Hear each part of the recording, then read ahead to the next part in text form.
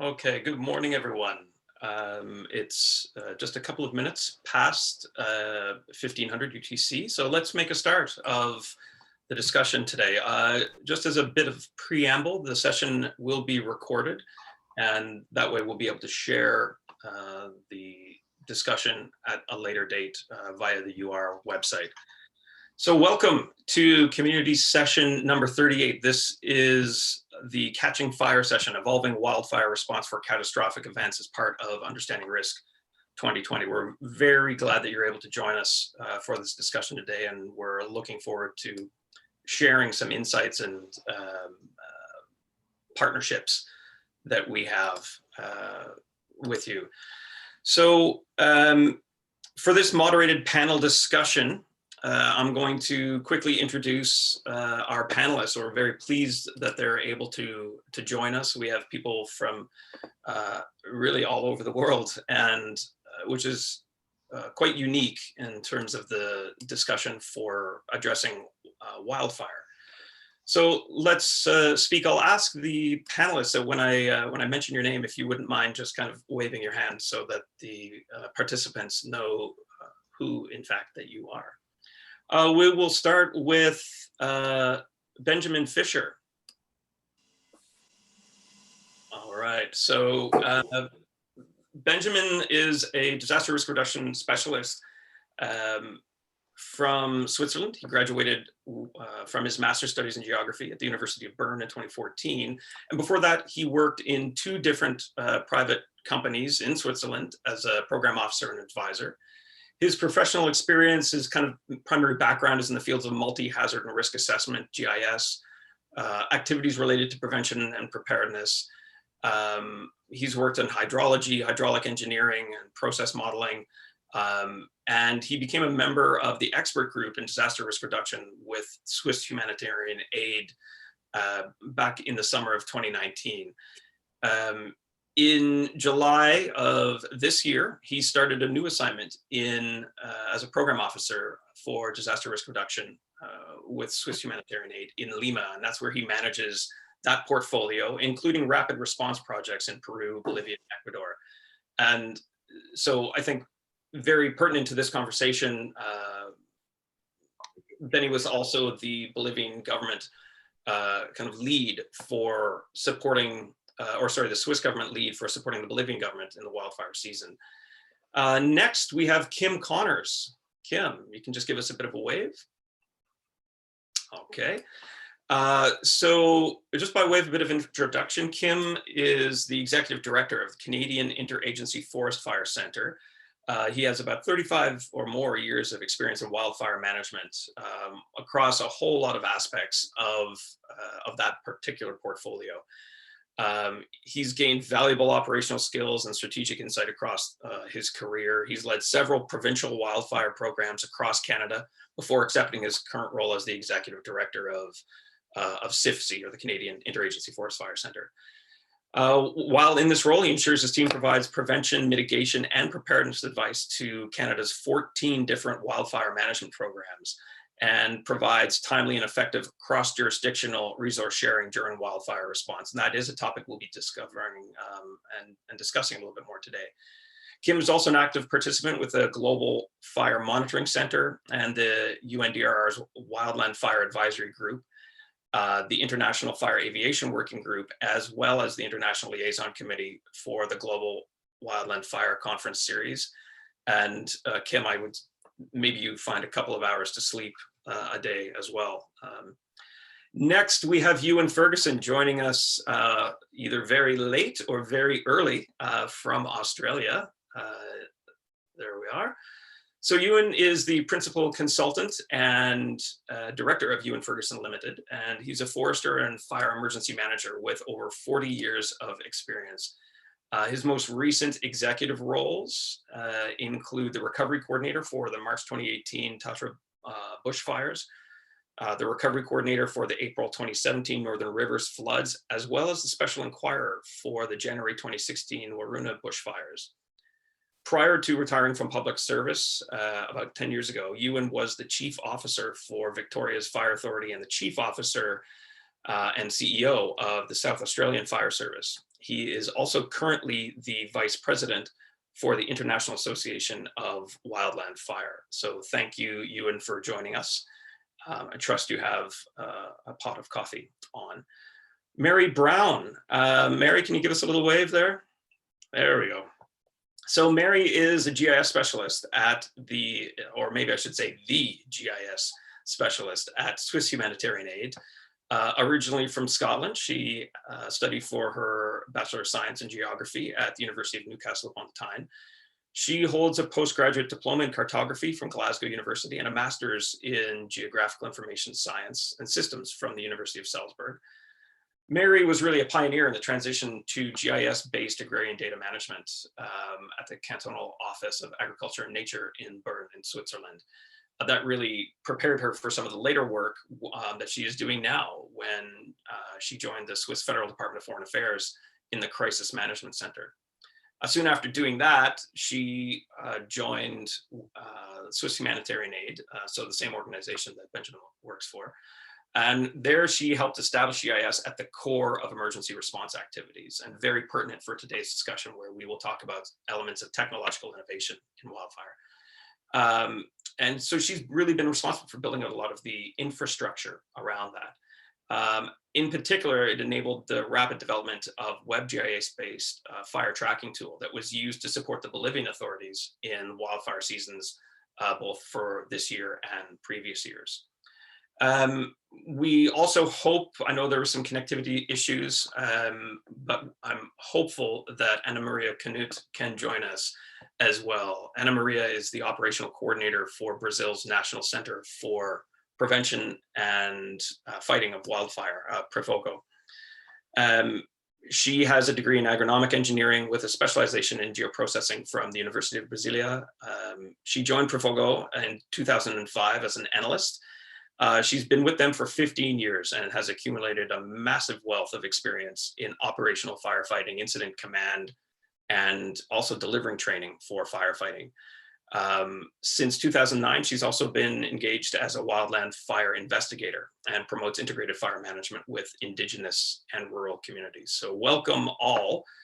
We're very grateful, as I mentioned, that you're able to join us for today's discussion to share your insights with us and share some of your experiences as we talk about how do we evolve our forest fire and wildfire response to meet these increasingly more catastrophic events and extreme wildfire.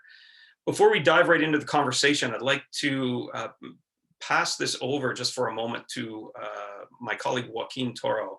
Joaquin is one of the World Bank's strongest advocates for wildfire management capacity building, and has a very strong driver, not only for this session, but for the Understanding Risk series as a whole. So Joaquin, maybe I can put this over to you just for a few opening remarks to give us some context around why wildfire and why now. Thank you very much, Adam. Thank you, Ben, Kim, Mary, Ewan, and everybody who has joined us in this session. Unfortunately, we have to do this online. No, Understanding Risk is the community to bring together all the people who are interested in understanding risk and action to reduce that risk. No, and I think that's why we are here. On the other hand, it's beautiful because we can get people from all over the world connected and to discuss issues as we see now. People from, I see friends from Serbia, from Australia, from US, from Latin America, etc. And forest fires is an issue that connects us all around the world. Everybody is facing these threats, and the question, and when we were discussing, Adam, and with also with the panelists a few days ago, this is not new. No, this is not a new threat. This is not something that we need to learn how to do things.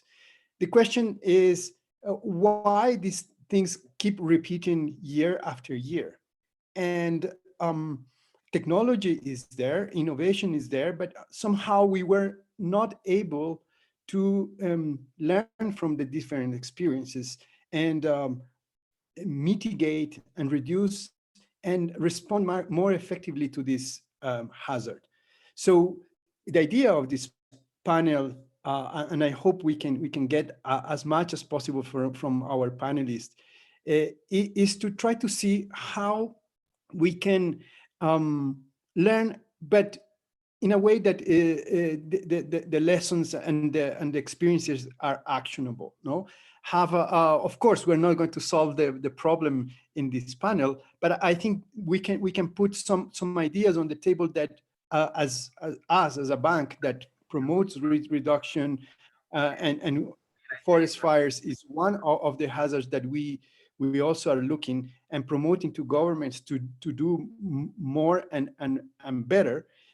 We can push this agenda forward. No, so I will stop here, and I'm looking forward for the discussion. And let's start. Let's rock. Mhm.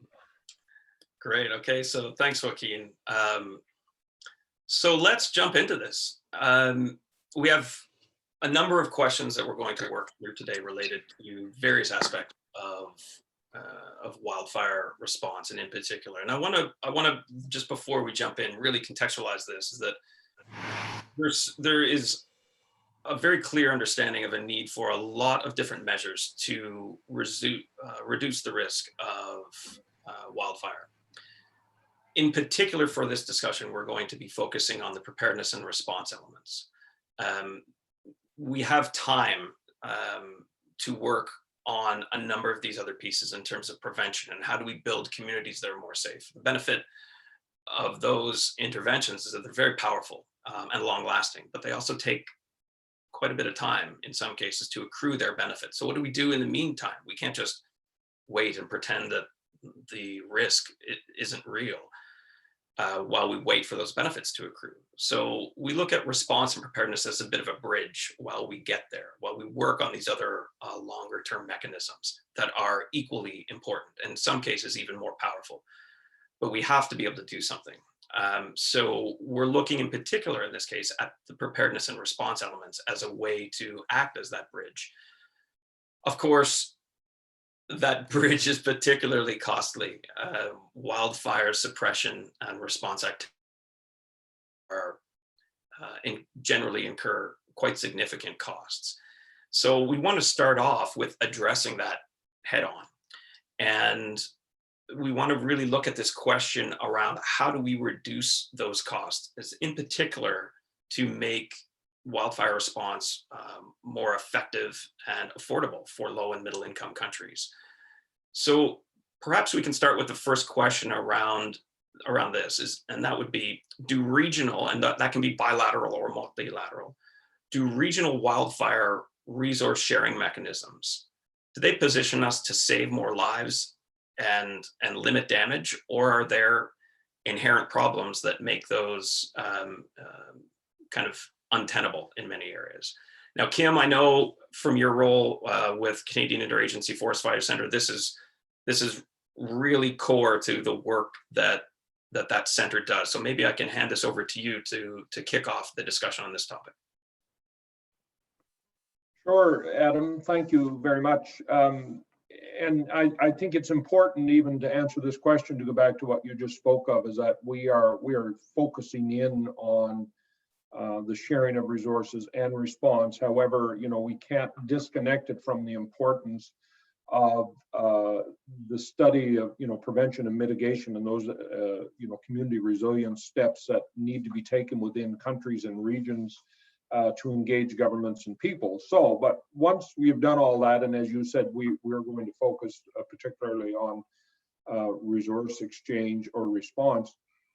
The question of whether or not the regional sharing of resources, either bilateral or multilateral, save lives and limit damage, there's not a lot of study out there, so it's hard to give a quantitative response to that question. But from a qualitative perspective, If all the other pieces line up, the engaging of governments, understanding the need, understanding which resources work in which place, then from a qualitative perspective, it does appear.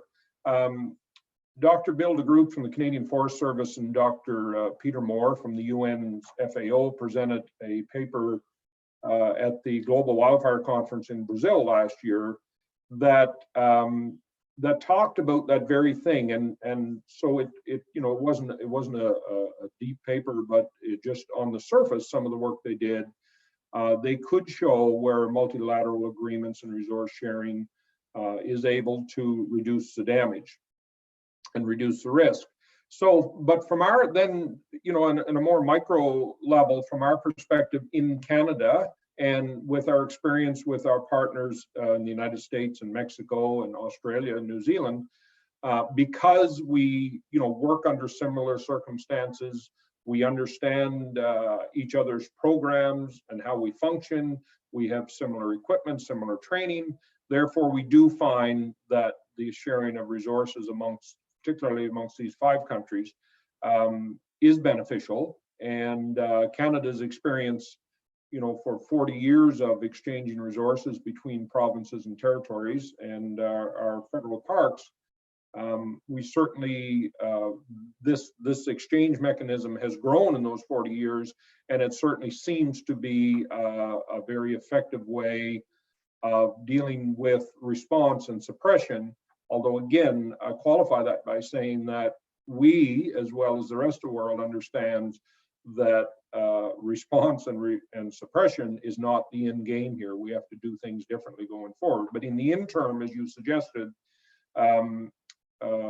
these sharing mechanisms do work for us, and I do think there's a role for them globally from a humanitarian perspective. But again, it has to be researched and studied and done in the right format.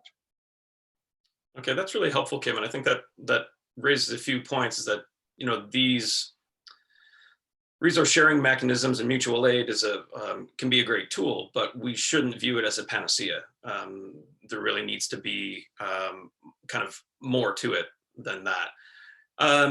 Benjamin, I know the Swiss have been really quite active in terms of support for, in particular, in South America, for addressing the wildfire hazard, both in terms of long-term capacity building, but also in the moment in dealing with response. I wonder what your thoughts might be in terms of how these type of mechanisms can be engaged in the types of information that would be necessary in order to really make them work well. Yeah, thank you, Adam. I think it's important to mention that Switzerland also has experience in other parts of the world, in wildfires, for example, in the Balkan region, and in other parts of Europe, for example, and not only in Latin America. Nevertheless, I personally, I very think that resource sharing mechanisms do save lives and limit damage. The question is more at what price. Are they efficient? And the aim must be to take a step towards more sustainability. And I think this includes 2 main aspects when we look at the resource sharing mechanisms. There is always the side of the global community, or the knowledge carriers, who have, in my understanding, a certain responsibility to share new technologies, to share good practical experience, and etc. And on the other hand, there is the side of the recipients, who receive resources. And finally, fires are fought locally.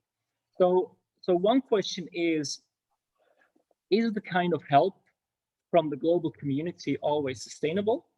And another important question I would like to go into more detail here is, do the recipient states or regions have the necessary capacities, the necessary organization, coordination to use these shared resources as efficiently and effectively as possible?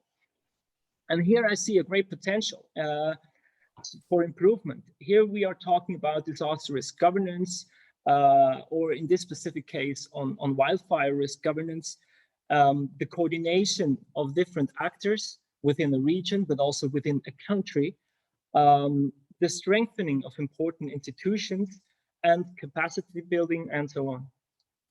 So strengthening disaster risk governance is not only one of the priorities or principles of the Sendai framework, but also one of the pillars of SDC's humanitarian aid department and its regional disaster risk management and rapid response hub in Lima.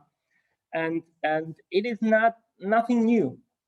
And maybe it's not as catchy as any new fancy technology, but in the end, I think it is crucial to whether a country can sustainably improve the management of risk, and especially wildfire risk in the long run. So I think that's a really important point, Benjamin, in terms of looking at how resource sharing mechanisms kind of fit within the larger framework of wildfire management and the governance structures around that, and that as well nested within an even larger framework for disaster risk management governance, both nationally and regionally.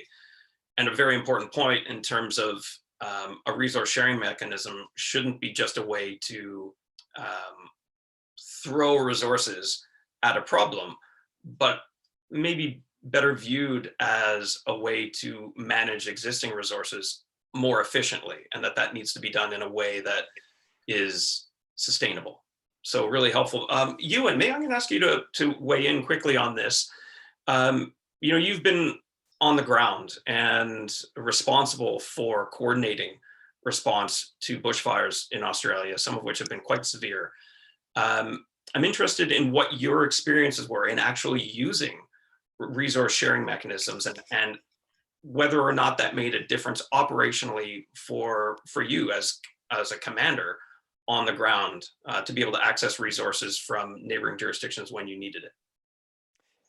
Thanks, Adam. Look, a couple of points. I guess the first thing is that, as the other panelists have said, it's very difficult to measure in a quantifiable way and a repeatable way the effectiveness of firefighting resources.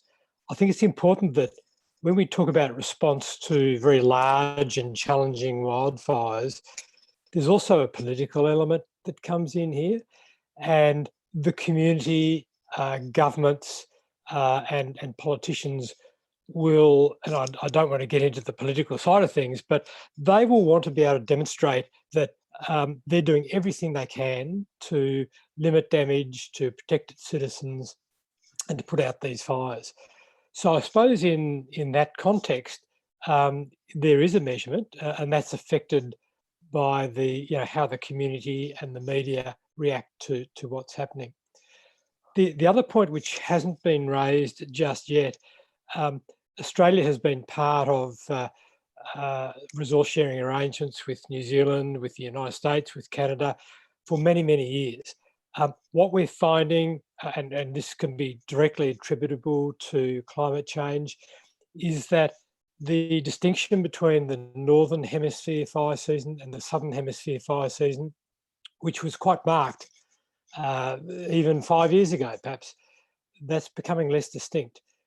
We're now seeing firefighters who, in Australia, starting their fire seasons earlier, going later, and then when there are problems elsewhere in the globe, get shipped off to one of our collaborating countries, and they effectively become a 12 month of the year firefighter.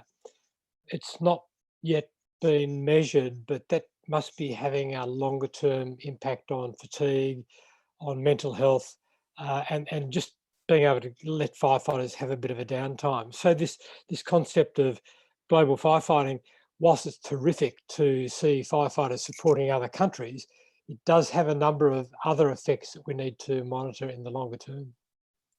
Yeah, that's quite an interesting point. In fact, that the human impact on the responders themselves, in terms of looking at those types of engagements and what that might look like, especially if we're starting to look hemispherical, which turns a very demanding, high stress job from seasonal into a full year type of employment, and what type of human impacts that might have on the responders, in particular on their health and safety while they're actually operating in a fire, which is obviously a very high risk environment, whether you're on the fire line or whether you're operating behind the fire line. So really good points there in terms of making sure that, yes, this might be a very valid tool and it's been demonstrated to work, but more research is needed, to echo your point, Kim.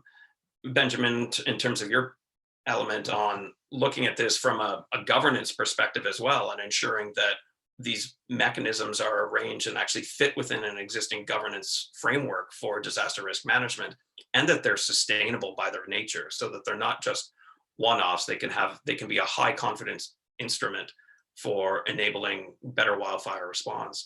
And then you and your piece around, we don't necessarily need to be restricted to regional. We can even think hemispherical, but climate change is driving a change in the nature of fire seasons, and that may end up having an impact in terms of the tails and the tip of these seasons being extended, and the impacts that might have on the actual workforce. So, okay, so very much appreciated. We're going to move on, and this might be a bit of maybe a bit of an addition or a carryover into the next question. And I know from a discussion that you and I have had in the past that this is something that that I think anyone that's been engaged in fire management understands, that one of the largest costs has to do with aircraft use. It's a very powerful tool and can be very advantageous, but I'm interested to know whether or not you think that the use of aircraft for wildfire suppression, whether it's possible to have too much of a good thing. Look, it's a very challenging matter for all wildfire agencies around the world. I've talked about the political element and that they need to be seen to be doing something, and nothing is quite as demonstrable as having a photograph on the front page of the local newspaper of an aircraft dropping retardant on flames near houses. It's a very evocative image that in itself demonstrates that both the agencies, the people on the ground, and governments are doing something. But it's very difficult. I don't know of any country around the world that has nailed how to measure the effect, the efficiency, or the inefficiencies of aerial firefighting. I know there have been recent work, policy work in the United States. In Australia, there's recently been a series of conferences aimed at trying to identify how we start to measure the effectiveness of aerial firefighting. The real concern is particularly when resources are going from a country which is well endowed with equipment to a country which might be economically more constrained, it may not have, or may only have basic firefighting ability, and often it's easy for a giving country to say, look, we'll offer some aircraft, again, visible, it can be moved in relatively quickly, but the question mark is, does it have any impact at all? What we know, certainly from an Australian, New Zealand experience, is that firefighting aircraft can be very effective in some circumstances, but in most circumstances, you've got to have people on the ground, firefighters on the ground, to convert that firefighting effort into construction of control lines and goods, capable firefighting. So, I guess I just close by saying, if you can't measure the effectiveness of firefighting, it's very difficult to make it more efficient and more effective. I don't think anyone is doing that very well. It's a huge challenge globally. It's a huge challenge within each of the countries around the world. aircraft are not on their own a solution, or that's certainly the view in Australia, but that doesn't mean we shouldn't be continuing to use them and explore ways to use them more effectively and more efficiently. Okay, yeah, and I think that's helpful to hear, and I think that echoes even some of Kim's points earlier around there is still work to do in terms of figuring out how and when to use the various types of resources or instruments that we have to manage risk in the moment during a response. And certainly aircraft would be one of the things to look at, given the fact that they're a relatively expensive asset to utilize within a fire. Mary, you know, your work in terms of GIS and data management, I think probably has some interesting bearing on a discussion like this, in particular for wildfire, when we're looking at tracking of assets, tracking of outcomes based on the allocation of assets, or even the prioritization of them. I'm wondering if you have any thoughts to Ewan's point around we need to figure out a way to get better at tracking the effectiveness and the cost effectiveness of using aircraft for wildfire suppression. Do you have any thoughts or insights you can share with us on that?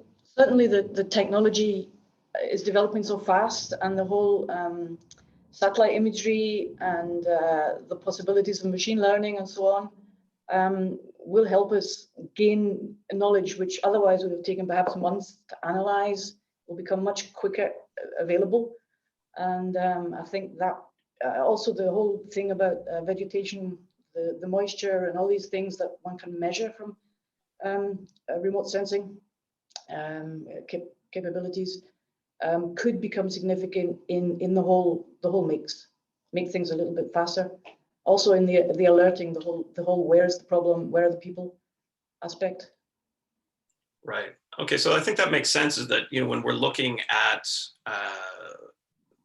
you know, whether or not we can have too much of a good thing when it comes to the use of aircraft, that we need to be able to apply that to kind of a spectrum of different indicators when we're looking at the effectiveness and the cost related to the use of those particular assets on a particular fire, so that then over time we can start to see where the benefit is strongest and where we may be better off to use a different type of resource. That's a really good segue, I think, into our next question for the discussion, and that really focuses on technological innovation. You know, technology offers us new means and new opportunities to control wildfire the way that we currently understand it, but also the growing nature of wildfire seasons in both hemispheres, and the severity of those fires as they become more and more extreme.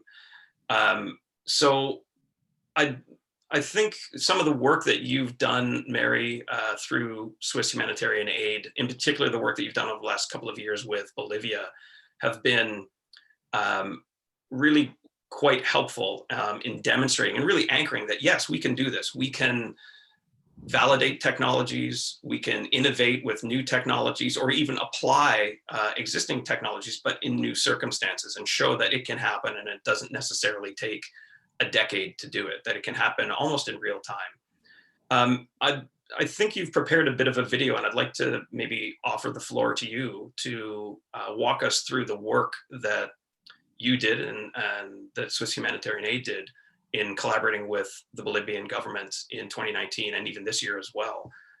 So maybe you can tell us a little bit more about that. Certainly.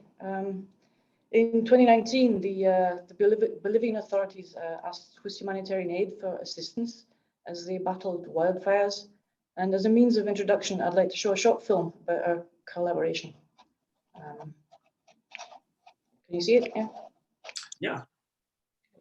Humanitarian aid seeks to save lives and alleviate suffering. New technologies can increase the efficiency and quality of aid.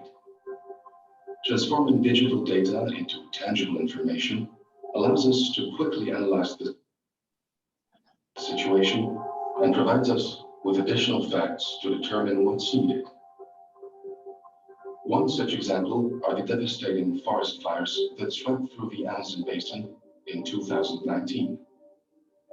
This was the first time Switzerland provided valuable geo-information to the government of an affected country. Our GIS professional created an interactive web map for this emergency. In less than 48 hours, NASA data was combined with data from the Bolivian authorities and graphically processed in a dynamic map. Hourly updates provided the authorities with an accurate picture of the positions and development of the fires that spread across 2 million hectares of land. This is half of Switzerland's entire surface. The map allowed rescue teams to precisely target and carry out their firefighting operations. In 2020, Bolivia continued to be ravaged by particularly severe forest fires. An additional area of around 2 million hectares fell victim to the flames, about twice the size of Lake Titicaca. The Bolivian government used the so-called fire tracking tool again during the forest fires in 2020, with technical support from Switzerland.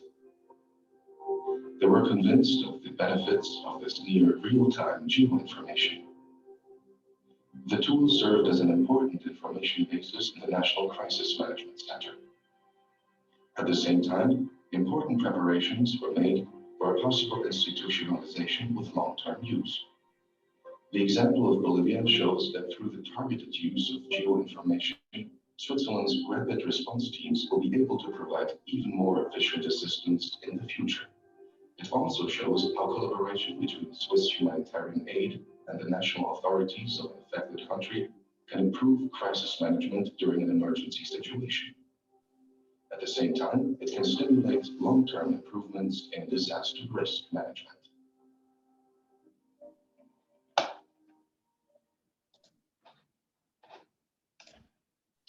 So I'd like to thank you also for the opportunity to present about our work today and give a little bit of background on this tool.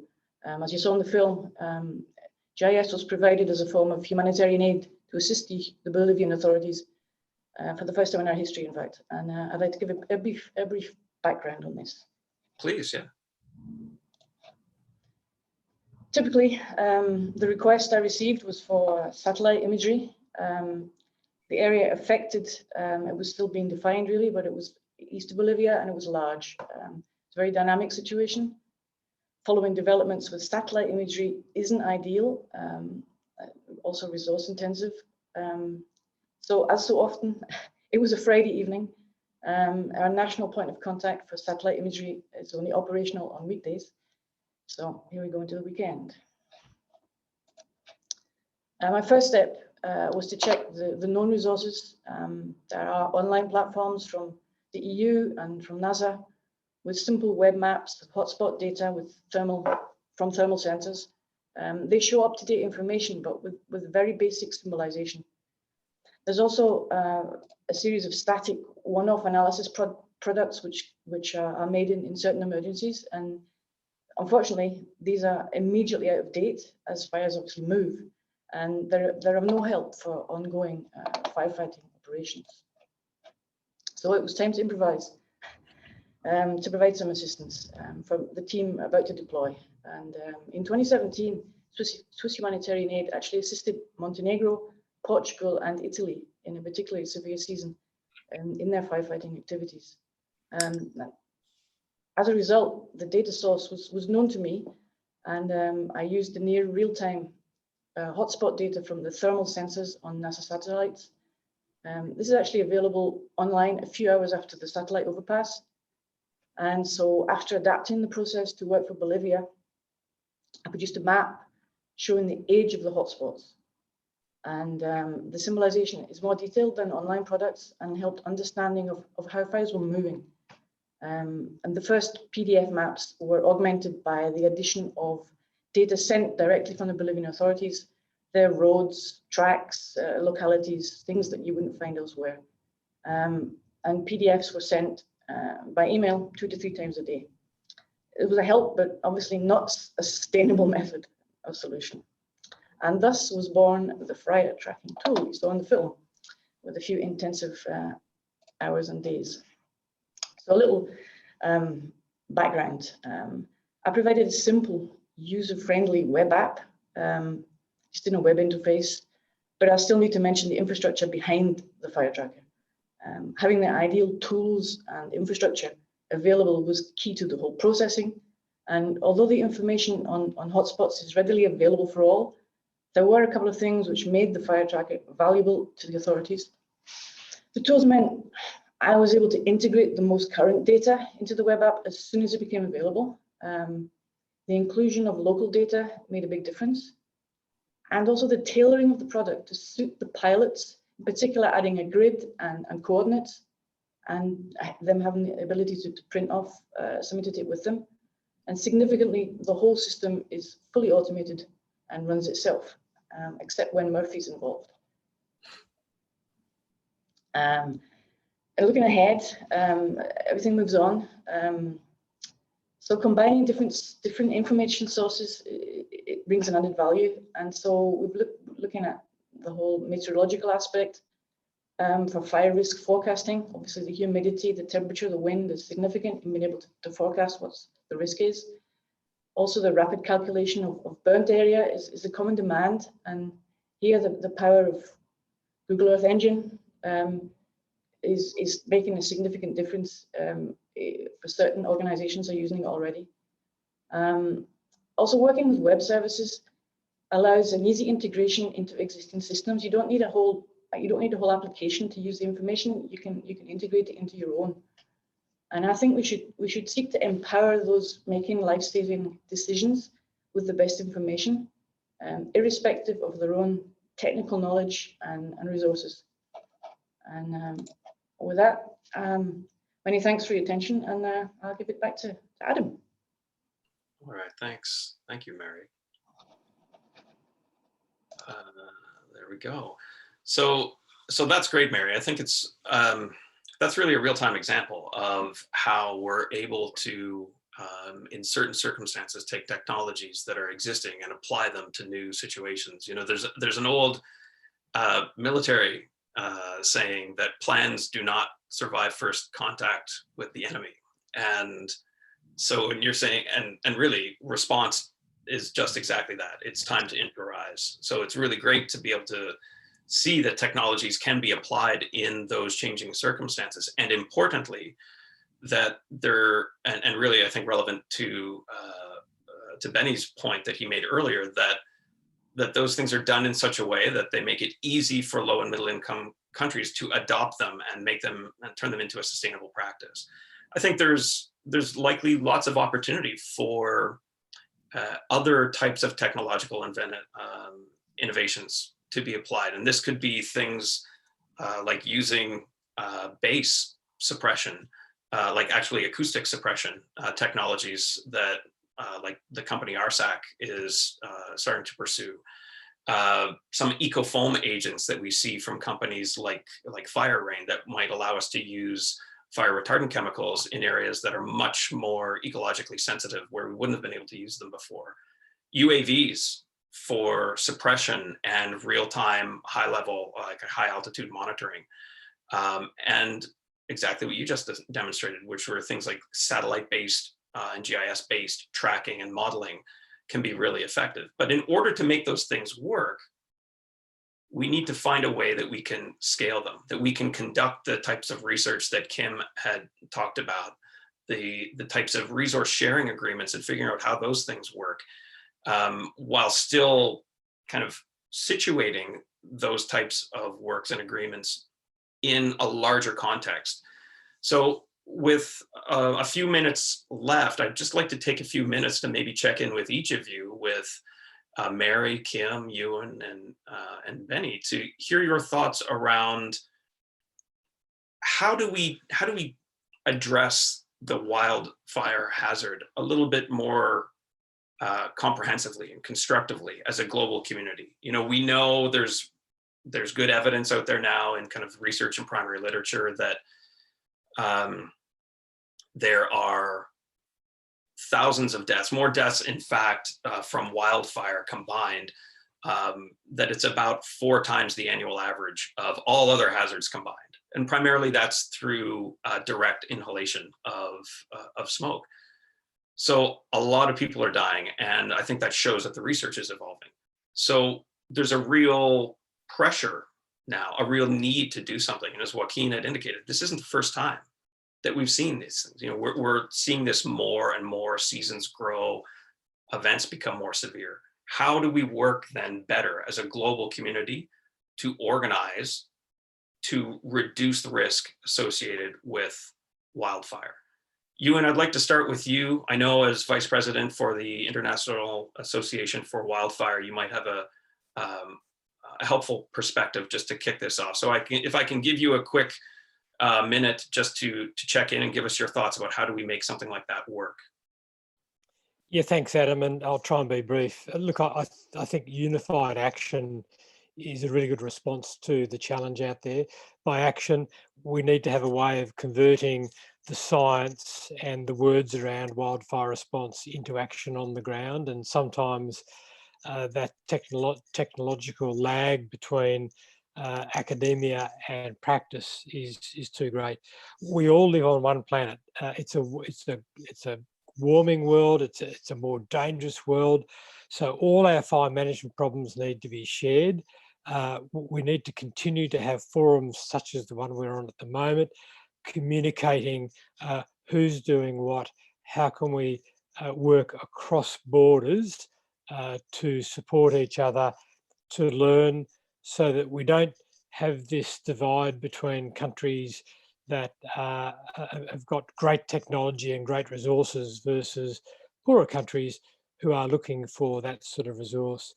I guess finally, all of us, be we land managers, owners, neighbours, policymakers, academics, researchers, private sector investors, need to all be working together with one objective, creating a safer planet for us all. So that sounds a bit like a policy statement, but we need to keep this communication going and keep focus on it and supporting each other. Thanks. Okay, I think that's a really good point, Ewan, in terms of finding ways to collaborate and making it whole of community, if you will, that there's room for everyone to help solve this problem, but it needs to be, we need to have some kind of cohesive mechanism to make that work. Mary, any thoughts that you want to add or echo very quickly from what Ewan was mentioning? Certainly. I see, obviously, it's my standpoint at GIS Kona. I see GIS as a major enabler and a collaborative tool. I think there could be more engagement with the GIS community. You could see it a bit like GIS without borders. We should seek to enable those making life-saving decisions by providing timely information that they can easily use. I think in particular, ESRI, as a sponsor of this event, is well equipped to assist, as shown by their work, which most have seen on their COVID dashboards. The potential is great. The problem isn't constrained by borders, and nor is the technology. So I think there's definitely potential there. Okay, so that's, I think, a really good point, is to consider data as a resource in terms of resource sharing as well, and that we need to look at data-driven methodologies and be able to capture the power of those existing technologies, which is really what you did in Bolivia, to the great credit of both the Bolivian authorities, but also Swiss Humanitarian Aid. Kim, quickly over to you for your thoughts on how do we make this work? How do we build a mechanism that enables discussions like this to continue and move us from research into practice?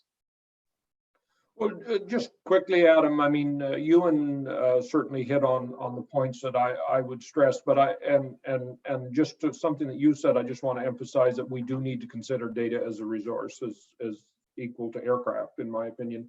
But look, the emphasis and the investment from the global community needs to be on at the local government level and the people level to understand the problem. We have to understand the problem first, put our emphasis and our investment there, then we can build the mechanisms. And I mean, we have the tools globally, maybe not in one jurisdiction, but globally we have all the tools and all the pieces we need But the weakness is we don't put enough investment to understand the local government, the local problem, and the local people, and how we can help them.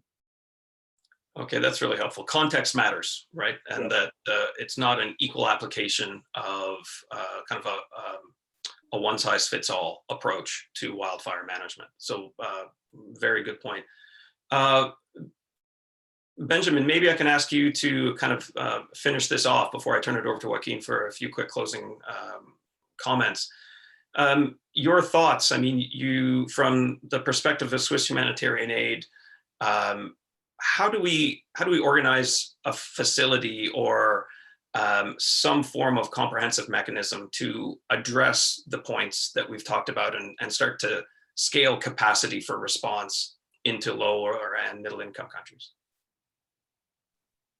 I think as already has been mentioned, I think we are today still far away from tapping the full potential of already existing knowledge on wildfire risk management. Of course, also innovation is important, but I would like to talk about the knowledge which is already there, and this gap, I think, can and must be addressed by strengthening disaster risk governance, strengthening institutions on local level, on national level, but also on regional level, and improved coordination and cooperation. I think it's very important to engage very much in prevention, and not only always, there's still too much reactive action, I think.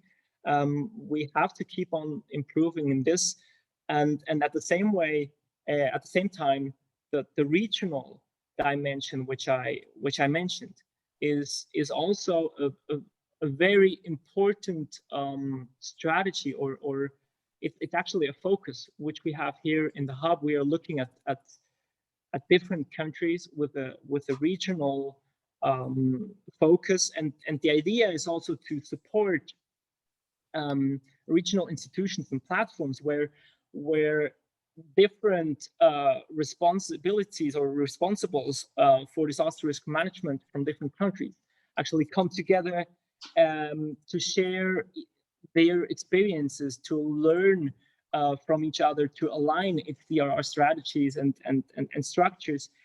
I think this has a great potential for an improved coordination within the countries, between the neighboring countries, and our goal is also to strengthen these mechanisms.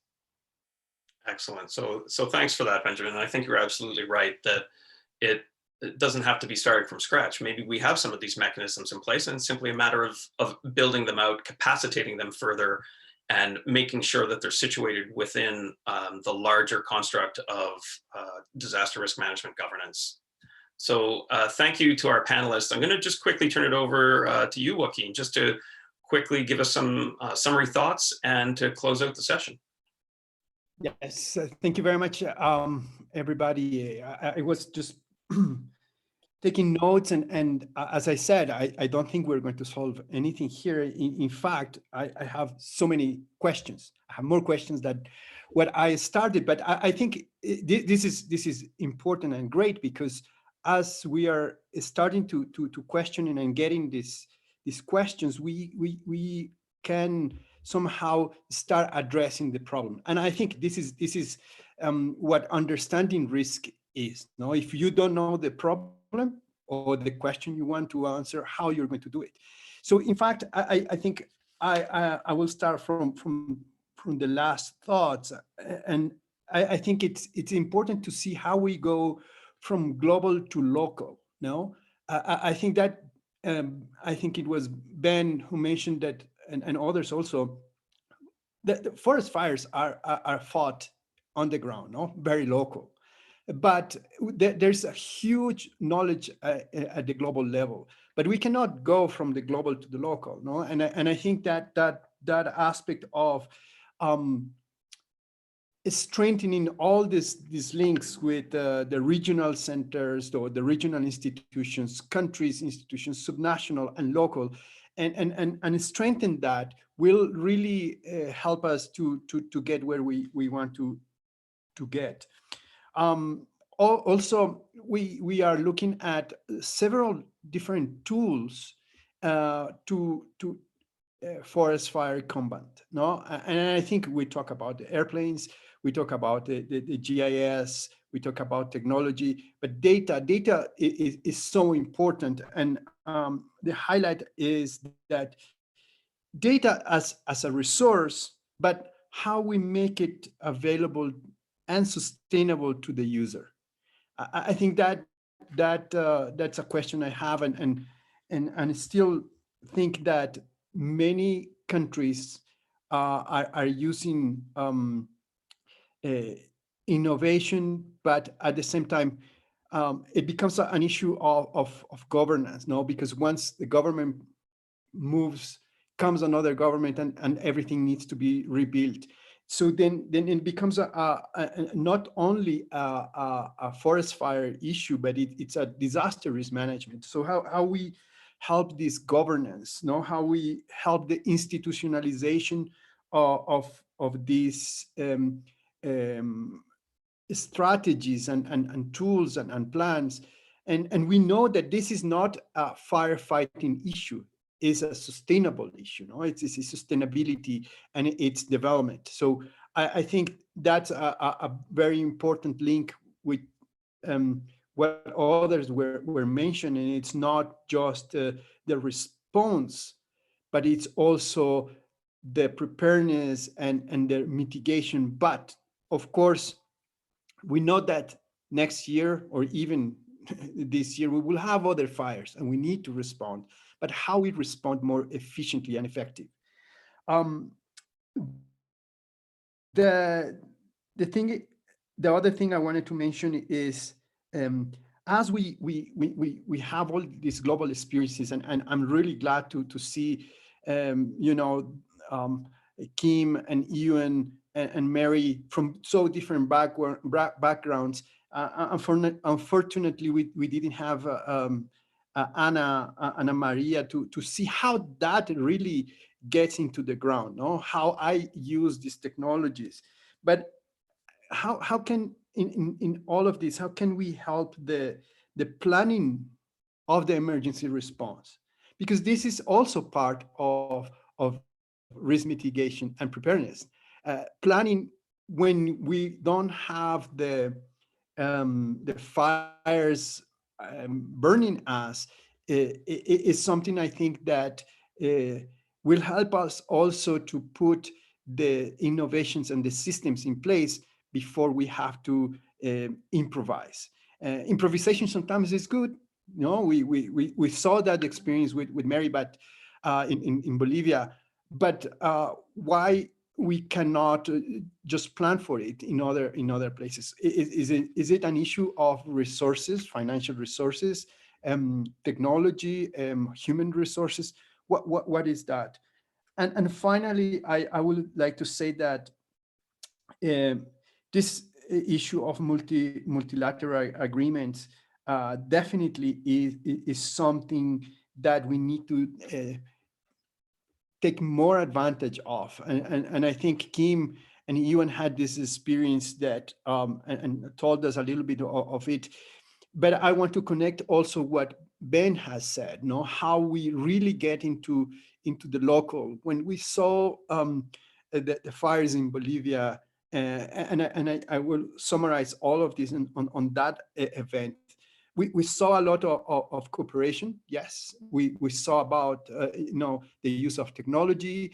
We had the biggest carriers of the water tanks in an airport that was not prepared for that. It had to be adjusted. But there were issues also on how to communicate.